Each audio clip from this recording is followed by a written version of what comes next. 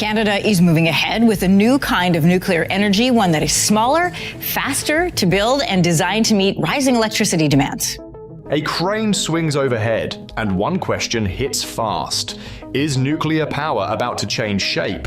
Ontario is building a reactor that is not a towering giant. It is smaller, standardized, and designed to be copied. Supporters say it will make Canada the first G7 country with a small modular reactor. This project will make Canada the first G7 country to have a small modular nuclear reactor. They promise clean power for 300,000 homes and long-term jobs. Critics warn the bill will rise and the timeline will slip. Either way, this is real concrete and real steel. Let's break down what is happening at Darlington right now and why the world is watching so closely today. Section 1. The promise of a smaller reactor. At Darlington, Ontario Power Generation is building what it calls the first small modular reactor project in the G7. Small modular reactors, or SMRs, are still nuclear reactors, but they are designed to be smaller in output and easier to repeat. Instead of betting everything on one massive build, the theory is that smaller units lower the risk. Each reactor is smaller in megawatt output than Ontario's traditional large designs, but four together add up to a major power block. One unit can be finished, tested, and learned from before the next one follows. Ontario has built and run large reactors for decades, so the pitch is not new nuclear, but new process. The idea is to build key parts in a controlled factory setting, ship them to the site, and assemble them more predictably. Backers say that is how you stay on schedule and avoid the brutal cost spirals that have haunted past builds. This is Darlington New Nuclear Phase 1, and it is meant to be the beginnings, not the end. Crews are preparing the site for Units 2, 3, and 4, even as Unit 1 goes up. The plan is for all 4 units to be complete by the mid-2030s. Together, they are expected to deliver about 1,200 megawatts of electricity. Political leaders are selling it as reliable, affordable, clean power for about 300,000 homes. They also highlight jobs. Roughly 3,700 positions supported each year over the next 65 years, from construction to operations to supply work. In short, Ontario is trying to prove that nuclear can be built more like a product line than a one-off mega project. Section 2. The cost question. No one can dodge. The headline number for the 4-unit Darlington plan is nearly $21 billion.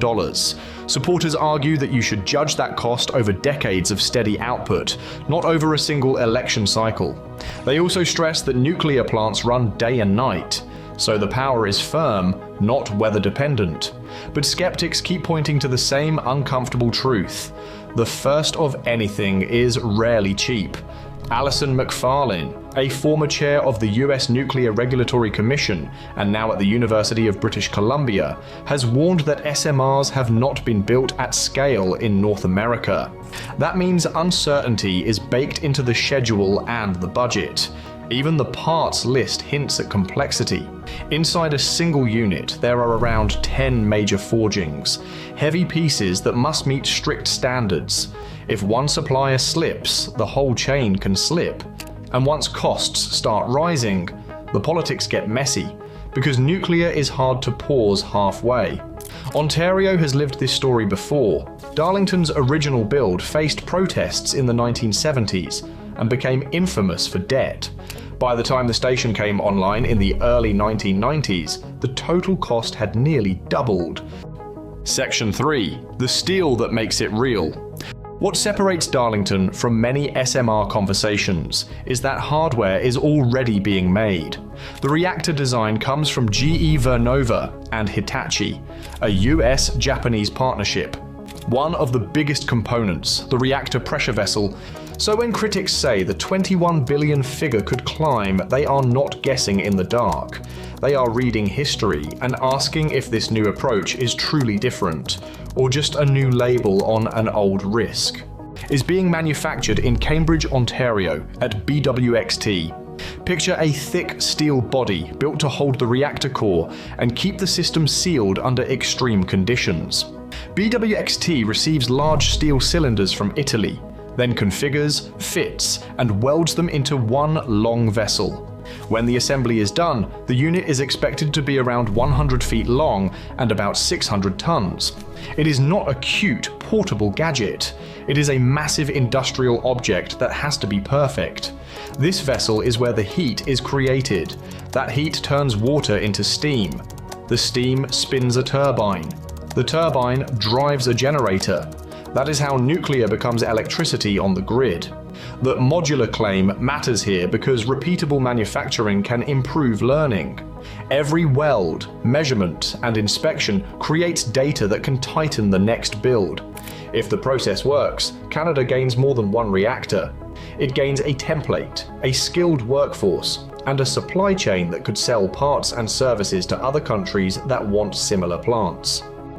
Section 4. Uranium, enrichment, and a vulnerable link. Canada's nuclear story is often tied to uranium. The country has a long history in the sector and major uranium production, especially in Saskatchewan. A new reactor program could mean more demand for that uranium and more work across minings, transport, and services. But this specific reactor has a fuel requirement that changes the map. It needs enriched uranium, and Canada does not currently enrich uranium for this purpose at home. So the plan is to ship Canadian uranium to the United States for enrichment, and then ship the enriched fuel back to Ontario. To supporters, that is a normal North American supply chain. To critics, it is a weak point you cannot ignore. Environmental advocate Jack Gibbons has argued that a foreign supplier could become a pressure point if politics turn. In a tense trade moment, Donald Trump, or any US president, could limit exports and disrupt deliveries. This matters because nuclear plants do not like surprises. They are built on planning, regulation, and strict operating windows. If fuel deliveries become uncertain or more expensive, that cost shows up somewhere. Ontario Power Generation says there are other options, including a French supplier. But the fact remains, the fuel path is longer and more exposed than many people assume when they hear Canadian uranium, and it usually shows up on the bill paid by ratepayers.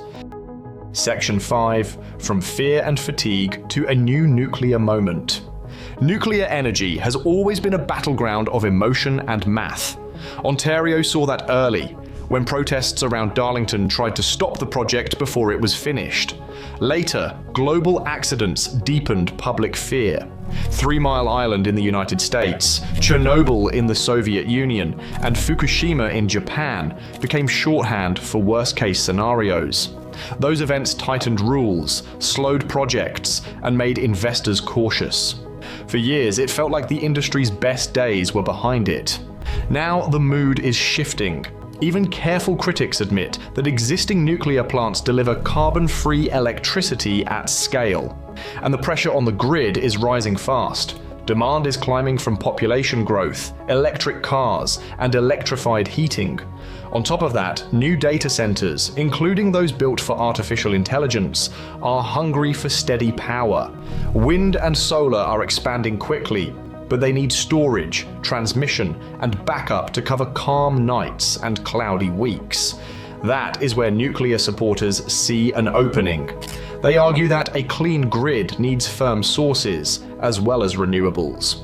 But the key word is built. Until a reactor is finished, it is only a promise on paper. That is why some experts take a pragmatic view. Keep today's nuclear running, cut emissions fast with the cheapest tools available, and be careful about pouring huge sums into projects that may take a long time to deliver. Section 6. Pride, alternatives, and the people who pay. Ontario's government frames Darlington as a leadership play. Mark Carney has called it one of 5 key projects, and Doug Ford is a loud fan. The energy minister talks about building the first SMR in the G7 before the Americans, the British, and the French. It is a message meant to spark pride and attract future orders. But leadership has a price, and someone has to carry it. The minister says ratepayers will pay for the project with additional investment from both the provincial and federal governments. That raises the question nobody loves to answer. If costs balloon, who covers the gap? The honest answer is that it usually spreads across bills, taxes, and time. Supporters reply with a different argument. They say Ontario has learned from painful history and has recently delivered large reactor refurbishments on time and on budget. They point to project discipline and tighter supply planning as proof that this time can be different. Opponents are not convinced. Groups like the Clean Air Alliance argue that wind, solar, battery storage, and energy efficiency are cheaper and faster. They claim nuclear is so slow and so capital heavy that it can delay the shift away from fossil fuels instead of speeding it up. Others answer that you need both speed and stability, and that long-lived infrastructure is worth building if it holds the grid steady for decades. That is the real fight.